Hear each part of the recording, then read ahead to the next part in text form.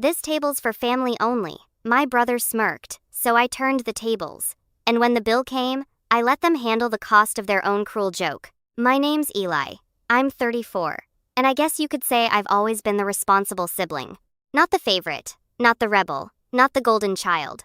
Just the one who showed up on time, paid my bills, and remembered everyone's birthday. I work in finance, live alone, and don't really make a fuss about much. My family, well, they're loud, close-knit in that performative way, and very good at pretending everything's just peachy while sweeping real problems under the rug. I've always been sort of adjacent, involved, but not embraced. The kind of guy you invite to weddings, but never asked to be in the photos. Growing up, my brother Mason was the star, charismatic, reckless, and always getting himself into some kind of trouble. But somehow, he always landed on his feet. He had this smug charm that my parents ate up like candy. Even when he dropped out of college, blew through 2 jobs, and ended up moving back home at 28, they still defended him like he was the second coming of Einstein. I, on the other hand, paid my own way through school, held down the same job for over a decade, and helped cover part of their mortgage when Dad's hours got cut. But none of that ever seemed to matter. At least not enough to earn me a seat at the metaphorical head of the table. Still, I never really let it get to me. Or at least, that's what I told myself. I kept my head down, sent the checks, replied to the texts, showed up for holidays, and smiled through the small jabs that always came dressed as jokes. Eli, you're so serious. Loosen up, man. It's just a party. Oh, we figured you'd be busy. You're always working. I took it in stride. I guess part of me hoped that if I just kept showing up, one day I'd be seen as part of the family, not just the one funding it from the background. That illusion shattered last fall. It started with a dinner. Mason had just gotten engaged to a woman named Brooke, who my mom had already dubbed an absolute angel. And my parents decided to throw a big celebratory dinner at this swanky rooftop restaurant downtown. Not the kind of place they could usually afford, which in hindsight should have tipped me off. I got a call from my mom a few weeks before. Eli, sweetheart, she said in that syrupy tone she uses when she wants something. We'd love it if you could make it to Mason and Brooke's engagement dinner. It's going to be such a special night. Of course, I said without hesitation. Just send me the details. And if it's not too much trouble, she added, lowering her voice. We were hoping you might help with the reservation. Just to hold it, we'll pay you back. Obviously, I should have known right then that we'll pay you back meant I'd never see that money again.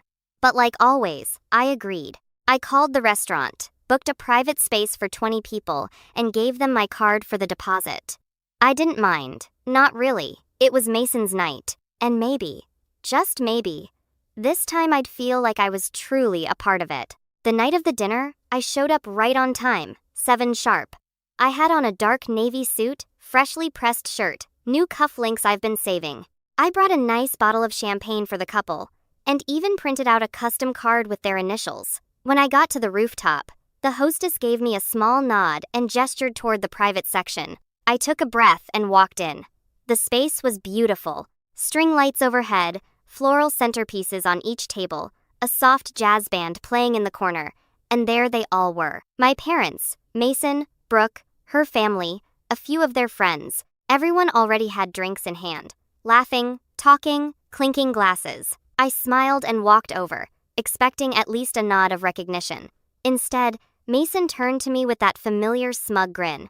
Oh, hey, he said, barely glancing at the champagne in my hand. Glad you made it. Then he pointed toward a fold-out chair set off to the side next to a trash bin, no less. Sorry, this table's for family only, he said with mock sympathy. But there's a spot for you right over there. I actually blinked. I thought he was joking. I looked at our mom, who just gave me that tight-lipped smile she uses when she doesn't want to get involved. Dad chuckled awkwardly and raised his glass. Brooke didn't even look up, and then as if on cue, a few people laughed. I stood there for a second too long. I wanted to say something, anything, but my throat closed up. My ears were hot. I felt like I was 13 again, left out of a group photo at a cousin's wedding because I didn't fit the aesthetic. So, I walked to the chair, set my bottle beside me on the floor, and sat down alone. I didn't even take my coat off. The waiter came by and asked if I was with the party. I nodded silently. He didn't ask any more questions, just handed me a glass of water and moved on. I sat there for almost 2 hours while they laughed, toasted, opened gifts. I watched my brother give this long speech about how lucky he was to be surrounded by his closest people. I watched my mom tear up when Brooke called her the best future mother-in-law a girl could ask for. No one even asked if I wanted to order. Eventually, dessert came out, some kind of elaborate layered cake with edible gold flakes. The band played a slow tune.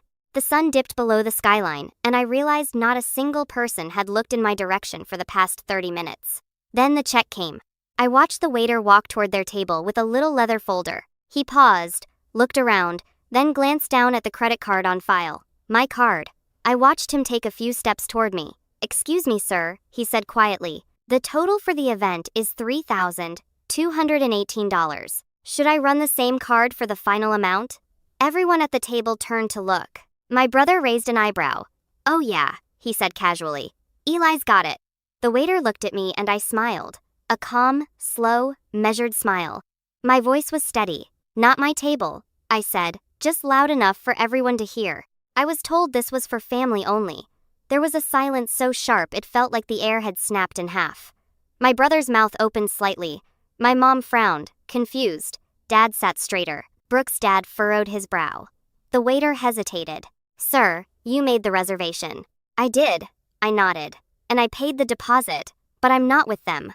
I'm over here at the side table." I stood slowly, picked up my coat, and nodded toward the trash can where I belong. Apparently, you could almost hear the collective thud of jaws hitting the floor.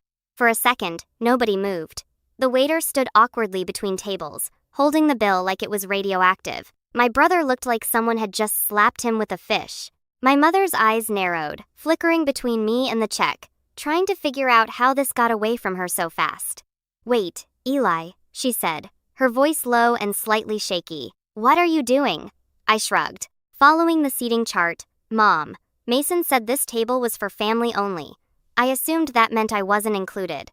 I looked at the waiter. I didn't eat. I didn't drink. I wasn't welcome, so I won't be paying. "Don't be ridiculous," Mason snapped, the smirk cracking into something uglier. "It's just a joke, man. Lighten up. You always take things so personally." The room had gone quiet. Even the jazz band seemed to be winding down to an awkward hum. All eyes were on me. And for the first time in years, I wasn't shrinking beneath them. "Yeah," I said slowly. "That's the problem. You think everything's a joke as long as it's at someone else's expense." Brooke looked confused, like she was just now catching on that something real was happening. Her father, a stiff man in a blazer who had barely said a word all night, gave Mason a sharp look. "You invited this man to your engagement dinner and sat him next to the trash can?" he asked, incredulous. Mason scoffed and looked to my mom for backup. She straightened in her seat and smiled tightly. "Let's not blow things out of proportion. Eli is just being dramatic. He's always been sensitive." I almost laughed. That was her go-to line, always have been. He's just sensitive. He's just tired. He's just overreacting. Any excuse to avoid admitting that something cruel had happened, and that they'd let it happen. The waiter cleared his throat. "I'm sorry to interrupt again, but the restaurant needs to process the bill before we close the tab on the private space. If the card on file won't be used, I'll need an alternate." Silence. I turned and started to walk toward the elevator. That's when my dad finally spoke. "Eli, come on. You've already paid for half. You might as well just finish it." I stopped cold. That sentence that might as well snap something in me. I turned back. "You're right, Dad. I did pay the deposit. I even called 3 restaurants to find one with a rooftop view like Mason wanted. I picked the date around his football schedule. I ordered custom floral arrangements because Mom said fake flowers would look cheap in the photos. I paid the $500, non-refundable deposit, without blinking. And I showed up on time alone in a suit to support my brother. I took a step closer, lowering my voice, but not enough to be missed. And what did I get in return? A folding chair next to a garbage bin and a "sorry family only." I turned to Mason. "So now you get to figure it out. You and your real family." Mason's face was flushed now, red creeping up his neck. He stood up trying to puff himself up, but it just made him look more ridiculous. "You're making a scene." "No," I said, "I'm drawing a line," and I walked away. I didn't even bother with the elevator. I took the stairs, every step pounding with adrenaline and disbelief that I'd actually done it. Outside, the night air hit me like a slap, sharp and bracing. I loosened my tie and kept walking. I didn't know where I was going, but I knew I wasn't going back. I thought maybe that would be the end of it. A bold exit, a few awkward apologies later, maybe even a half-hearted attempt to brush it under the rug. But what I didn't know was just how deep the consequences of that moment would go. Because later that night, long after I'd gotten home, still in my suit, still holding that unopened bottle of champagne like a ghost limb, my phone lit up. First, a text from Mason. Dude, seriously, you couldn't have just paid the check and talked to me after. Then another for Mom. You embarrassed us in front of Brooke's entire family. Was that your goal? Revenge. And then a call from an unknown number. It was Brooke. Hi, she said, her voice quieter than I'd ever heard it. I know we don't really talk, but can I ask you something? Sure, I said cautiously. Did you really pay for everything? The deposit, the flowers, all of it. I paused. Yeah. There was a silence on the other end. Then they told my dad you offered to that it was your idea. That stopped me cold. I never offered. I said slowly. They asked. I said yes. I didn't expect anything back, but I definitely didn't do it for show. Brooke sighed. Well, my dad's furious. He thought you volunteered as a kind gesture, but now he's saying he wouldn't have agreed to the restaurant if he'd known it was being paid for by someone they basically shoved in the corner. I didn't say anything. He said, Mason and your parents made him look like a fool. Another pause. I'm not calling to get involved, she added quickly. I just thought you should know. I thanked her, and we hung up, but the fallout had only just begun. Over the next few days, things escalated faster than I expected, and not in the way my family probably anticipated. It started with the group chat. You know, the big family thread that usually lit up around birthdays and holidays with recycled gifts, blurry food pics, and Happy Friday text from my aunt. I hadn't heard a peep from it since the night of the dinner, but suddenly it roared back to life. Mom, Eli, we need to talk. Call me when you have a minute. Mason, you seriously messed things up with Brooke's family. You owe us a fix. Dad, this is getting out of hand. Just apologize and let's move on. I didn't reply. It wasn't just about the chair. It wasn't even about the bill. It was about everything that came before. Years of being treated like the emergency contact, the designated driver, the backup wallet. And now that I'd finally said no, they didn't know what to do with me. What made it worse, or maybe better, depending on how you look at it, was that Brooke's father apparently wasn't the type to take humiliation lightly. From what I gathered through a mutual friend of Mason's, a guy named Trent, who'd always been more decent to me than most of them. Mr. Whitaker had a meltdown the night after the dinner. He'd paid for Brooke's private schooling, helped her start her marketing firm, and had apparently gone out of his way to plan a smooth, elegant engagement season, only to find out the groom's side lied about who paid for the venue, treated their own family member like trash, and stuck him with half the drinks tab after I refused to pay the rest. According to Trent, Brooke's dad said something at brunch the next day, like, if this is how they treat their own blood, what happens when you marry into it? Ouch. The ripple effects hit Mason like a freight train. Suddenly, wedding planning was on pause. Brooke had gone back to her condo for a mental reset, and the Pinterest boards vanished. My mother, in damage control mode, sent me a long email. Not a text, not a voicemail, an actual email. The subject line was, please. The body of it was 5 paragraphs of sugar-coated manipulation, all about how she never meant to hurt me, how she never realized I felt excluded, and how it would mean so much to the family if I'd just be willing to sit down with Mason and smooth things over. But nowhere in that letter was the word sorry. Just we didn't realize. You misunderstood.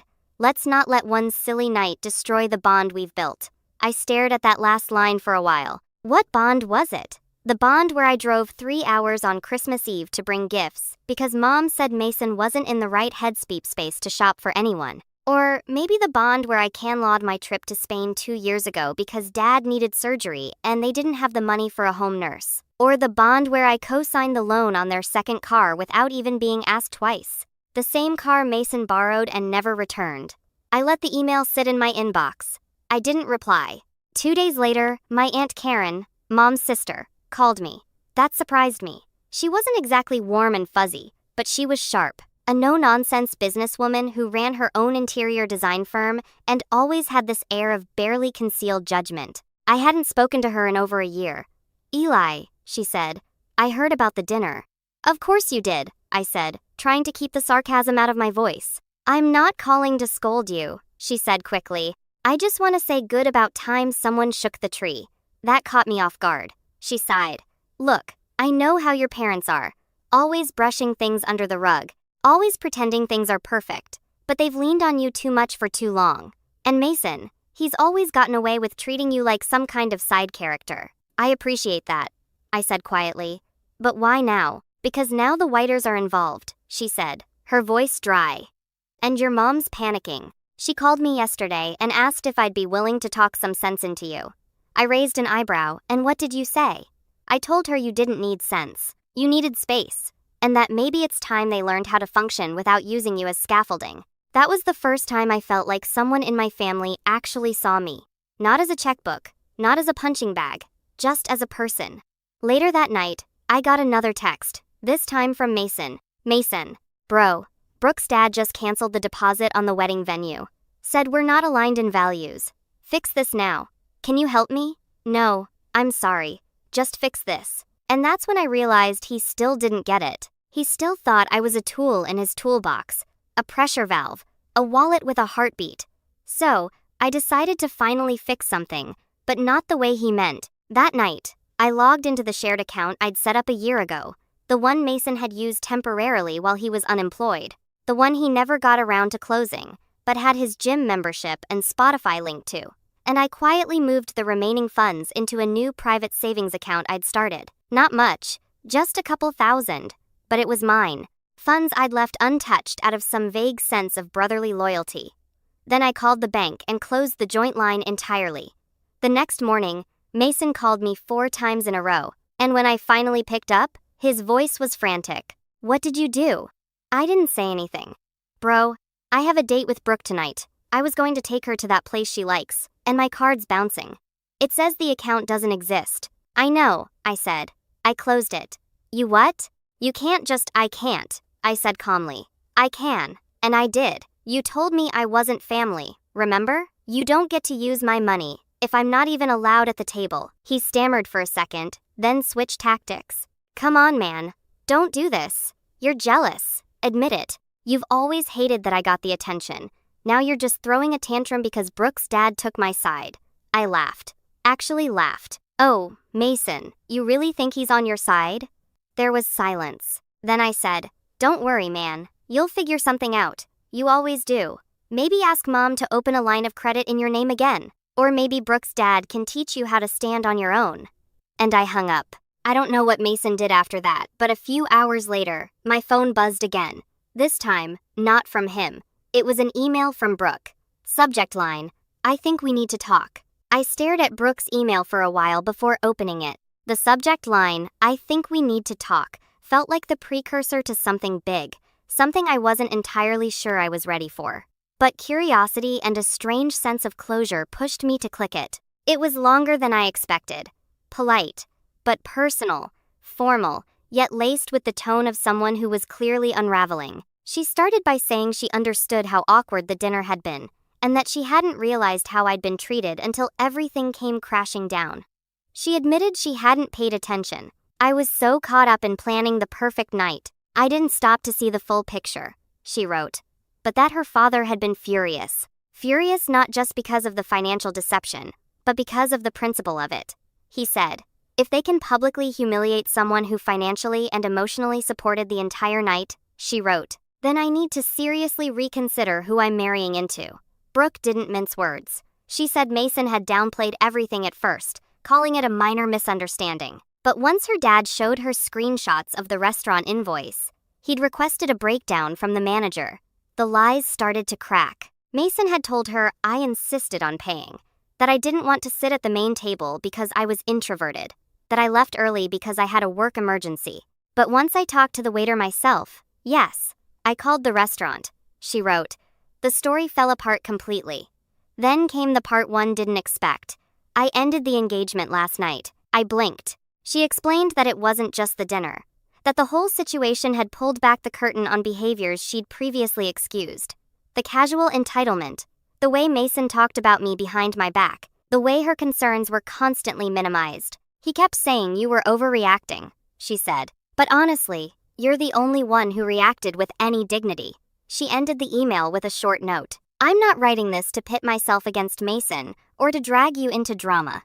I just wanted you to know I see it now, and I'm sorry I didn't see it sooner." I sat there for a long time rereading it, not because I didn't believe it, but because I wasn't used to being believed. The next few weeks were oddly quiet. The family group chat died out completely. Mason tried calling twice more, but after I didn't answer, he stopped. I learned through the grapevine that he'd moved back in with her parents. Brooke returned the ring. Her dad sent out an official cancellation notice to the wedding venue and vendors. A few of Mason's old friends dropped off the map entirely. Apparently, some of them had been riding his coattails to Brooke's connections. I thought that would be it. Then it would all just settle into silence. But then one Sunday morning, I got a knock on my door. It was my mom. She stood on my front porch in a long cardigan holding a Tupperware container of lasagna like it was a peace offering. Her eyes were puffy, her makeup thin. I didn't say anything, just opened the door a crack and waited.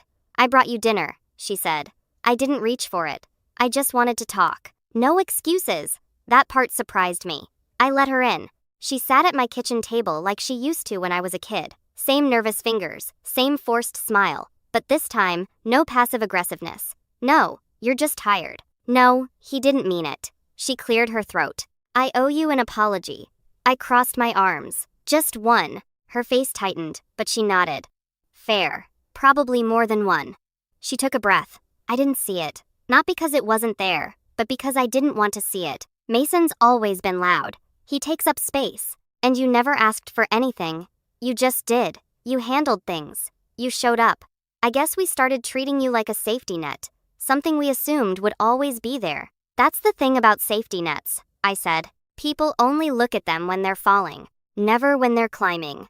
Her lip trembled. She looked down at her hands. "Your father and I were wrong. We let Mason get away with too much. We let him treat you like less." I stayed quiet. I know I can undo that. I know a lasagna and a sorry won't fix years of imbalance.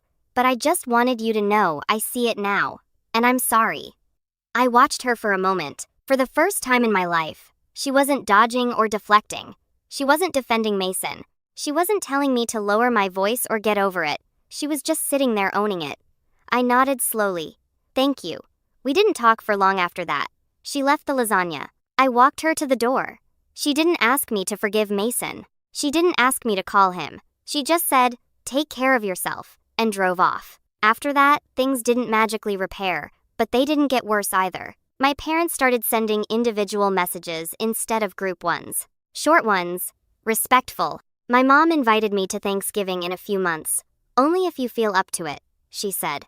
I haven't decided if I'll go. Mason, from what I hear, is back to working part-time at some startup he hates. Living rentrée. Avoiding eye contact with mirrors, probably. He hasn't reached out again, and I'm okay with that. As for me, I started doing more with my time. I took the postponed trip to Spain. I bought myself a new set of noise-canceling headphones. I read books on boundaries, on family dynamics, on quiet strength.